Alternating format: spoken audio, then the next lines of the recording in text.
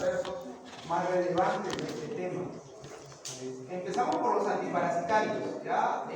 Drogas, fármacos que van de alguna forma a inhibir la producción y la replicación, ¿sí?, de estos organismos, ¿correcto?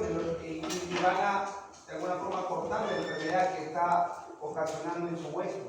Vamos a tener en primer lugar la clasificación de los parásitos intestinales, ¿sí?, que es lo más común.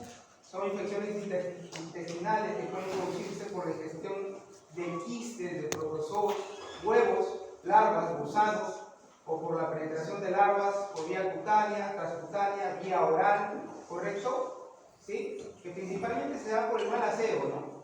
El mal aseo de los alimentos que consumimos.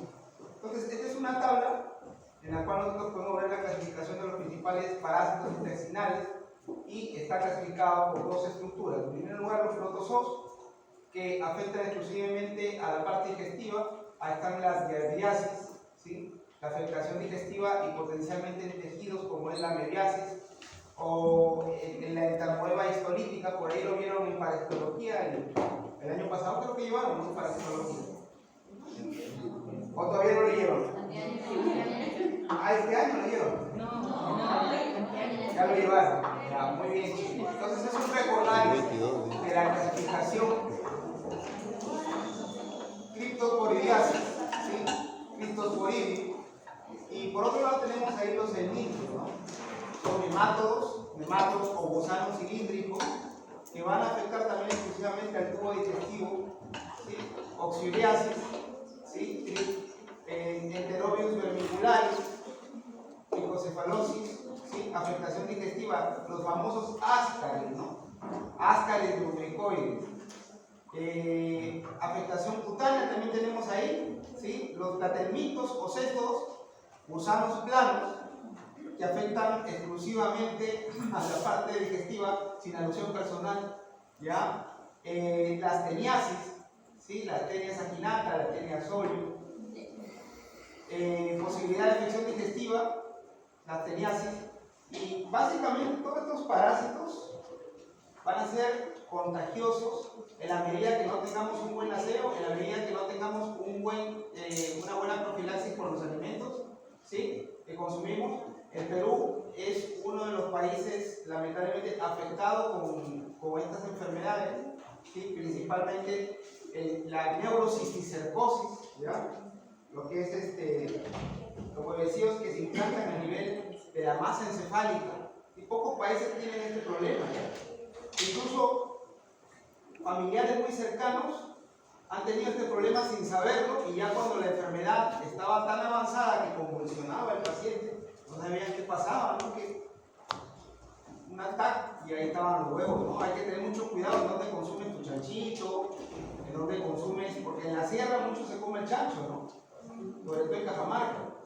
Entonces tiene que ser un lugar con aseo, y el chancho tiene que ser un chancho bien criado, ¿no?, comiendo comida, entre comillas, limpia. ¿Ya? Hablamos de todo el Perú en realidad. Esta es una tabla de la clasificación nuevamente de los protozoos más importantes en medicina y las enfermedades que producen la especie humana. ¿Ya? Están los subtipos, la mebiasis, las características definitorias, ¿no?, los movimientos, la especie de importancia y la enfermedad que produce, ¿no? Es parte de la teoría, ¿no? Los flagelados, ¿sí?, como la Giardia lamblia, Trichomonas vaginalis, la famosa brujita, ¿no?, que vemos en el microscopio, ¿sí?, leishmaniasis, y las enfermedades que producen, ¿no?, la giardiasis, la vaginitis por trichomona, que lamentablemente en la población femenina es muy relevante, hay alto porcentaje de esto, ¿ya, chicos? La leishmaniasis, que se produce principalmente en la sierra del Perú, ¿sí?, y el famoso la tripanosomiasis, ¿no?, la enfermedad del sueño, enfermedad de Chagas, ¿correcto?, que es transmitido por un insecto que se le conoce como titira, ¿sí?, que es muy común a nivel de Sudamérica. ¿Ya, chicos? Los ciliados y los esporozoos, ¿no? Y en los esporozoos, importante conocer el género Plasmodium, ¿no?, el que va a generar la enfermedad del paludismo o la malaria. que muy está arraigado a la parte centro-sur, sierra del Perú. ¿Sí? Hay bastante paludismo y malaria por ahí, hay que tener mucho cuidado. Y en la selva, obviamente, ni qué decir, ¿no? Nuevamente, cuadros, síntesis de principales infecciones de protozoos y los tratamientos farmacológicos más empleados. Acá ya entramos con los fármacos en sí, ¿sí? Las amebas, ¿sí? Toman importancia acá el metronidazol, chicos, ¿ya? En la amebiasis, disentería amebiana. El tinidazol y la diloxanida, ¿ya? En flagelado tenemos diferentes fármacos, ¿sí?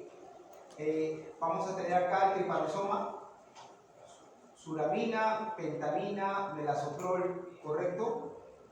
El tripanosoma cruzi, nifurtimox y bencinadazol, ya son antiparasitarios, ¿correcto, chicos?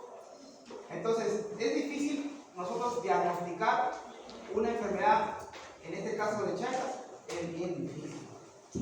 Es bien complicadito. ¿Ya? Por ahí te puede picar la titira, la fase de infecciones te pica, y donde te pica, defeca y entra el parásito, ¿no? Y tiene que pasar varios meses a años para que hayan de alguna forma repercusiones clínicas en el paciente. Una de las más importantes es la famosa cardiomegalia, que lo vamos a ver más adelante. El triconoma vaginalis, conocidísimo, ¿no? En mujeres, el prurito, ¿no? Con la secreción blanquizca, la secreción maloliente, y ahí entran a tallar algunos antiparasitarios, metronidazol y el timidazol, la giardia, el metronidazol, timidazol, ¿sí? Que produce la diarrea, ¿no? Las famosas diarreas del viajero. En los esporozoos vamos a tener ahí diferentes tipos de plasmodium, ¿sí? Hablamos de la malaria como una enfermedad difícil de erradicar. Hablando farmacológicamente, tiene que ser constante, y definitivamente estos fármacos antiesporozoos son fármacos muy hepatotóxicos, ¿correcto? Tienen alta sensibilidad al eritrocito, ¿correcto? Toxoplasmosis gondii, ¿sí? ¿Alguien sabe cómo se transmite el toxoplasma gondii? Peligros felinos, lo que le gustan los gatitos, ¿no? Los gatitos. Los ciliados, ¿no? Neumocitis giroense, ¿no? Ahí hablamos de neumonías incluso con parásitos. Existen también, muchachos. No es raro en el Perú encontrar estas enfermedades, ¿ah? Estas enfermedades puede ser que son más comunes de que incluso las comunes que vemos en la literatura. Con eso les digo mucho. Hay una unidad de infectología en el regional, hay una unidad de infectología en el Almanzor. ¿Ya? En el Almanzor sí que de qué pide el doctor Salazar. Seguro les va a enseñar. ¿Ustedes llevan infectología también, no? No. ¿El otro año? Pero ahí lo van a ver. Vamos a hablar sobre los antiamebiásicos, ¿ya? Nuestros amigos las amebas, ¿sí? Tras la ingestión de los quistes en alimentos y agua contaminada por déficit o higiene de manos, los trofozoitos eclosionan en la luz intestinal, ¿no? Y colonizan y producen úlceras, afecciones, incluso abscesos hepáticos, ¿no? La amebiasis ciertamente en el 90% representa asintomática, pero ya cuando comienzan a ver los síntomas, comienza a presentar el paciente dolor abdominal, comienza a presentar estreñimiento, disposiciones diarreicas, ¿sí? Sensación de plenitud, abalonamiento del abdomen, del estómago, ¿sí? Náuseas. Y hay diferentes diagnósticos mediante visualización de quistes en materia fecal, siempre se visualizan ahí, y métodos de PCR también para evidenciar la presencia de estas amebiasis, ¿ya? El uso clínico de los fármacos depende en gran medida del lugar y el tipo de infección, ¿sí? El metronidazol o tinidazol son los más relevantes en las amebiasis, seguido de la diloxanida, ¿ya? Para amebiasis intestinales invasivas que causan disentería, ¿sí? Diloxanida para amebiasis crónica, metronidazol seguida de diloxanida para amebiasis hepática, diloxanida para el estado de portador. Fármacos utilizados, por ejemplo, la entamoeba histolítica de amebiasis, vía oral. ¿Sí? El metronidazol es uno de los más efectivos para tratar de erradicar esta amebiasis, ¿correcto? Conjuntamente con la diloxanina. El tinidazol es un fármaco muy similar al metronidazol por su mecanismo de acción y por sus efectos, ¿correcto? Adversos. Se elimina lentamente con una severidad de 12 a 14 horas. Metronidazol es un amebiásico o mixto, mecanismo de acción del grupo nitro, actúa como un aceptor de electrones con la que forma compuestos citotóxicos reducidos que conducen a la inhibición de la síntesis proteica y rotura de la hebra del DNA del parásito, del ADN del parásito. ¿Ya? Efectos adversos: náuseas, vómitos, sensación de sabor metálico, ¿ya? Espectros antibacterianos, entagonistolítica, diarrea, tricomoniasis, anaerobios también, los usamos como antibióticos, ¿correcto? Para gérmenes anaerobios, Clostridium difficile, ¿correcto? Contraindicaciones del metronidazol, primer trimestre durante la organogénesis, dado que es teratogénico, puede comprometer al feto, ¿ya? Diloxanida, amebiasis luminal, usado para el tratamiento de quienes pasan quistes amebiásicos asintomáticos. Contraindicado también embarazadas y niños menores de edad, ¿sí? Boca seca, prurito y flatulencia son sus efectos adversos. Esta es la posología del tratamiento de las enfermedades in situ, ¿sí? Entamoeba histolítica, ¿correcto? Entamoeba histolíticas con colitis amebiana. Acá están los tratamientos: vía oral por 10 días, incluso hay tratamientos hasta por 20 días, ¿no? Esta es la entamoeba histolítica cuando hay un acceso hepático, ¿correcto? Siempre de cajón va a ir el metronidazol, ¿ya? Ahí están las dosis, o el tinidazol. Si no es metronidazol, es tinidazol.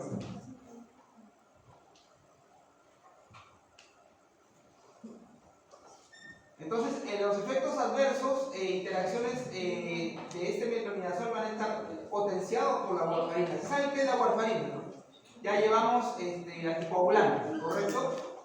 Se ha reportado que la combinación de sulfirán y metronidazol puede causar reacciones psicóticas, ¿sí? El alcohol, el alcohol durante el tratamiento con metronidazol puede causar cólicos, náuseas, cefalea y alteraciones vasomotoras. Terapia anticoagulante oral, metronidazol potencia el efecto anticoagulante de la warfarina y otros anticoagulantes cumarínicos. Entonces, por ahí el paciente está tomando metronidazol, que tener mucho cuidado, perdón, warfarina, hay que tener mucho cuidado con el metronidazol porque potencia la anticoagulación. Van a haber hemorragias espontáneas, hay que tener mucho cuidado con esa interacción, ¿ya? Los más comunes, los efectos más comunes, el metronidazol es bien fuerte, chicos. Es un tratamiento muy gastrolesivo, tienes que consumirlo con previos alimentos, ¿ya? Dolores de cabeza, náuseas, boca seca, sabor metálico, se experimentan vómitos, diarrea, malestar abdominal, hay que tener mucho cuidado.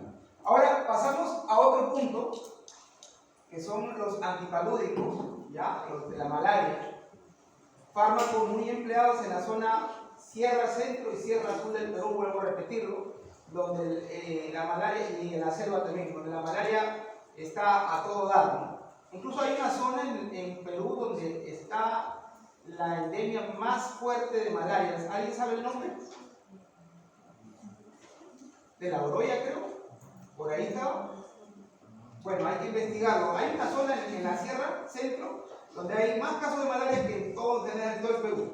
Es una enfermedad propia de las zonas tropicales, alto poder endémico, áreas por debajo de 2.500 metros sobre el nivel del mar, constituye evento cuya vigilancia y prevención y control es de salud pública, ¿sí? El Ministerio de Salud toma carta para que podamos bajar esta incidencia de casos de malaria, ¿sí? Causado por un parásito protozoo unicelular que es el Plasmodium. Hay diferentes subtipos de Plasmodium que vamos a ver, y se transmite exclusivamente a través de la picadura del Anopheles hembra, ¿no? El macho no contagia, la hembrita es la que contagia, ¿correcto? Es un problema de salud público a nivel mundial, ¿sí? Y como nosotros somos bien suertudos, acá estamos también, aparte de tuberculosis, con malaria, ¿no? Estamos bien suertudos siempre nosotros. Tiene una gran mortalidad, ¿sí? Principalmente en la parte de la selva, Perú, Ecuador, Colombia, Brasil, Nigeria, ciertos países. Y sí, esta parte de acá, chicos, es bien relevante de malaria, ¿ya? Lo que se va a leer de paseo a Tailandia, en algún momento piénsenlo bien, porque hay bastante malaria por ahí, ¿ya? Por esa zona de las islas asiáticas del sur hay bastante, Vietnam, Malasia, hay bastante malaria. El paludismo está producido por varias especies de plasmodium que son transmitidos por mosquitos, el Anopheles hembra nuevamente. Los esporozoitos forman asexual de parásitos, son introducidos en el ambiente tras la picadura del insecto, y en el hígado se puede transformar en esquizontes, etapa temprana que libera los merozoitos. No les voy a preguntar para psicología, ¿ya? Pero hay que mencionarlo, ¿ya? Después se van a desarrollar y van a liberar otra tanda de eritrocitos. A ver, bajen la boca, estoy mal, chicos, ayúdenme. Que infecta más eritrocitos, ¿sí? Y producen fiebre. Esto constituye el ciclo eritrocitario. Estos parásitos entran, ¿sí? Y van a colonizar el eritrocito, chicos, ¿correcto? Hipnozoito latente, que posteriormente pueden liberar al merozoito, los principales parásitos del paludismo, ¿sí?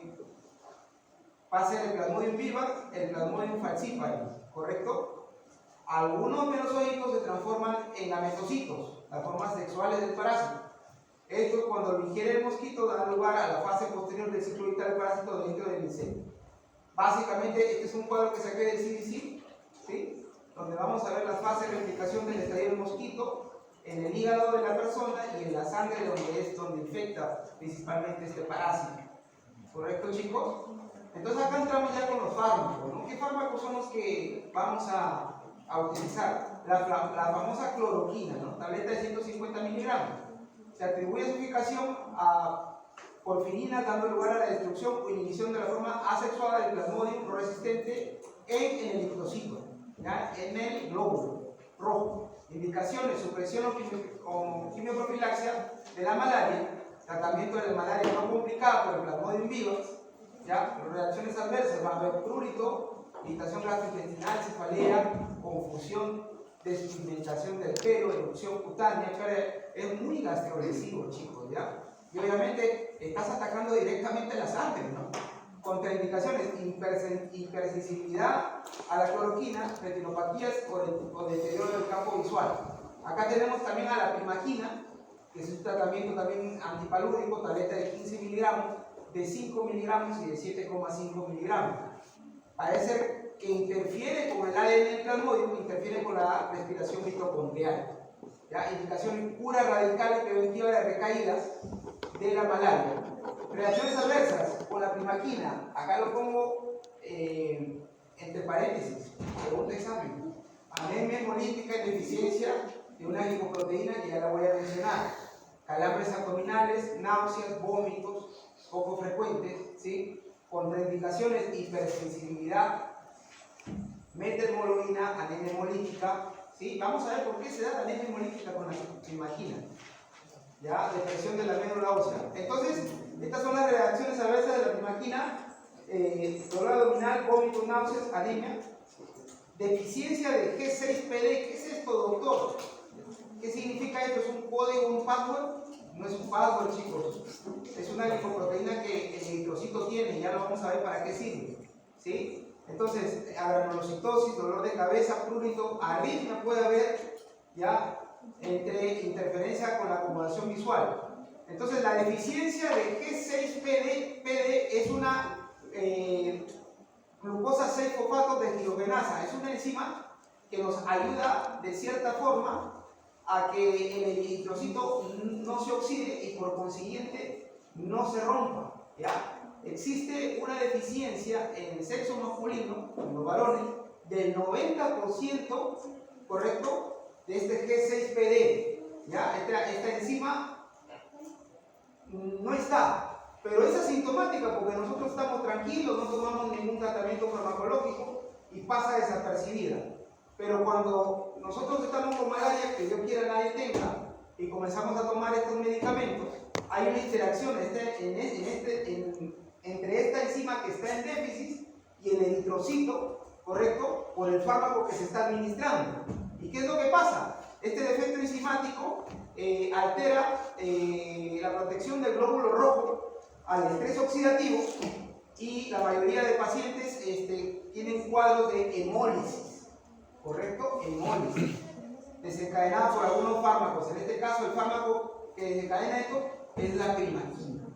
Ya, chicos, pregunta de examen. ¿Correcto? Estos son los cuadros, chicos, de tratamientos de malaria. Los cuadros recomendados por la Organización Mundial de la Salud, ¿sí?, en un adulto, y cuáles son las combinaciones que se tienen que dar. ¿Correcto, chicos? Ahora pasamos a otro agente parasitario, los famosos tricomoniasis, la famosa brujita, ¿no? Seguramente lo habrán visto por ahí en el microscopio. Microorganismo del general en el ser humano es la Trichomonas vaginalis, ¿ya? Se transmite casi exclusivamente por vía sexual en adultos. Hay que tener mucho cuidado con quién uno tiene sus relaciones, ¿ya? La infección puede ser asintomática. La trichomoniasis sintomática se manifiesta por secreción vaginal fétida, ¿sí? Mi padre tuvo su tesis de esto, ¿me acuerdo? Prurito vulvar en mujeres, picazón y uretritis en hombres. ¿Correcto? Es muy común acá en Chiclayo. ¿Ya, chicos? El régimen recomendado para la infección vaginal es el famoso metronidazol, 2 gramos por vía oral, dosis única, miren qué simple, o el timidazol. Entonces, timidazol o metronidazol, el tratamiento para la tricomoniasis. ¿Ya, chicos? Seguimos. Antihelmintos. Ahora comenzamos con nuestros amigos los helmintos. Los helmintos comprenden 2 grandes grupos: los nematodos, ¿sí?, o gusanos redondos, y los platelmintos, o los famosos gusanitos planos, ¿no? Estos se subdividen entre mátodos y cestos. Esta es la clasificación, chicos. Ya lo van a leer, ¿correcto? Esta es la clasificación de la morfología, ¿sí?, de los nematos, de los céstodes y los tremátodos, sexos, tipo de alimentación y huésped intermediario. Estos animalitos que parecen así de película de terror, sí existen, sí lo vemos en el microscopio, así son estos bandidos, ¿ya? Resulta eficaz un fármaco antihelminto, tiene que ser capaz de atravesar la cutícula del gusano, ¿ya?, o de acceder al tubo digestivo para poder ejercer su efecto farmacológico sobre la fisiología del helminto, ¿ya, chicos? Entonces, el mecanismo de acción es lesión o destrucción directa del helminto, paralizando al helminto. Produce alteraciones de la cutícula del helminto que lo vuelven más susceptibles ya a los mecanismos de defensa del huésped, como puede ser la digestión o el rechazo inmunitario. Interfiere con el metabolismo del helminto, ¿ya? Particularmente todos los fármacos antihelminto tienen este mecanismo de acción. Son muy eficaces contra una especie a menudo y son ineficaces frente a otra. Vamos a ver la clasificación. Por acá va a haber preguntas de examen en estos cuadros, ¿ya? Contra nematodes, acá están todos los fármacos. Contra tremátodes, un fármaco. Contra céstodes, por ahí tenemos 2 fármacos. Sabemos que todos estos fármacos de acá son teratogénicos, hay que tener mucho cuidado en el embarazo. ¿Ya, chicos? ¿Alguien por ahí alguna vez ha consumido albendazol? Yo sí he consumido albendazol. ¿Sí? Cualquiera de nosotros ha consumido albendazol, porque la parasitosis en un lugar insalubre donde uno come, por A o B motivo, tiene que tratarse con una profilaxis. ¿Correcto? Praziquantel. Aumenta la permeabilidad celular del calcio, con la que aumenta las contracciones con parálisis posterior de la musculatura del parásito. Mebendazol. Bloquea de forma irreversible la captación de glucosa, inhibiendo la polimerización de microtúbulos. Albendazol. Interfiere con la polimerización de microtúbulos, inhibiendo la producción de adenosina trifosfato, ATP, con lo que agota la disponibilidad de energía del parásito. ¿Ya? El criantel despolariza el bloqueo neuromuscular, con lo que provoca la parálisis de la musculatura del parásito, y la niclosamida inhibe la fosforilación mitocondrial ADP a ATP, con lo que agota la disponibilidad de energía. Prácticamente estos antiparasitarios los paralizan a través del tubo digestivo del propio aparato. Tenemos acá una tabla donde vamos a ver esta clasificación de los helmintos importantes y los principales tratamientos farmacológicos que hay. Céstodes, la teniasis, los fármacos que se usan, ¿ya? Nemátodos, ¿sí? Los noxiuros, tratamiento, ya sabemos qué podemos darle, mebendazol, ¿sí? Tremátodes, praziquantel. ¿ya? Estos nematodos, estos céstodes, o te generan diarrea, o te generan náuseas, vómitos y prurito anal, ¿correcto? Prurito anal. Te pica, no sabes qué es, puede ser un parásito. ¿Ya, chicos? Hay que sacarse sus exámenes para ver si eso no es. Chicos, hasta ahí terminó la clase de parásitos. Vamos a darnos un par de minutos y empezamos con los antibióticos. ¿Ya?